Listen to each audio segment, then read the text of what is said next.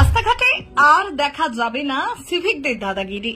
আপনারা জানেন সিভিকদের দাদাগিরি ও বাড়ন্তই এতটাই বেড়েছে যে সাধারণ মানুষ অতিষ্ঠ হয়ে পড়েছে। তাই এবার খুব শীঘ্রই শেষ করতে চলেছে নবান্ন।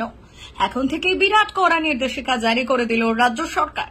সিভিকদের হাত থেকে এবার হাত ছেড়ে বাঁচবে সাধারণ মানুষ। কিন্তু জানেন কি ঠিক কি করলো নবান্ন?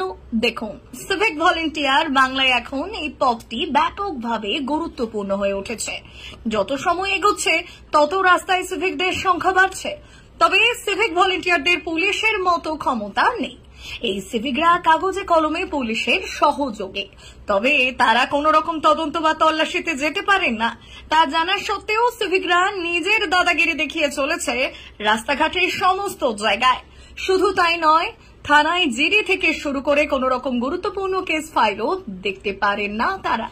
তবে বেশিরভাগ জায়গা এই সিভিকদের ছাড়া থানাগুলো চোখে সর্ষে ফুল দেখে। তবে এবার এই সিভিকদের নিয়ে বড় সিদ্ধান্ত নিল নবান্ন। আপনিও যদি সিভিক ভলেন্টিয়ার হিসেবে কাজ করে থাকেন তবে এই প্রতিবেদনটি রইল শুধুই আপনার জন্য। এমনিতেই সিভিকদের সহযোগী হিসেবেই ধরা হয়, যদিও নিয়মানুযায়ী এটাই হওয়া উচিত। তবে দীর্ঘদিন ধরেই নাকি নবান্নের নজরে আসছে এই সিভিক ভলেন্টিয়াররা নিয়মের বিরুদ্ধে হাঁটছে।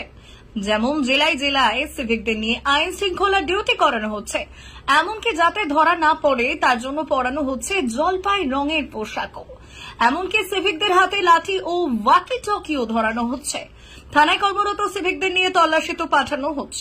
এছাড়াও সিভিকদের বিরুদ্ধে বেশ কিছু অভিযোগও সরকারের কানে আসছে। আর এই বিষয়টি মোটেও ভালো চোখে দেখছে না প্রশাসন। ফলে সিভিকদের উদ্দেশ্যে এবার চরম নির্দেশিকা জারি করা হলো নবান্নের তরফে। কড়া ভাষায় বলা হয়েছে অনৈতিক কাজ থেকে সিভিক দিয়ে বিরত থাকার জন্য সরকারি নির্দেশিকা তৈরি করা হচ্ছে। এই নির্দেশিকা পুঙ্খানুপুঙ্খভাবে সিভিকদের কি কি অধিকার উল্লেখ করা হবে।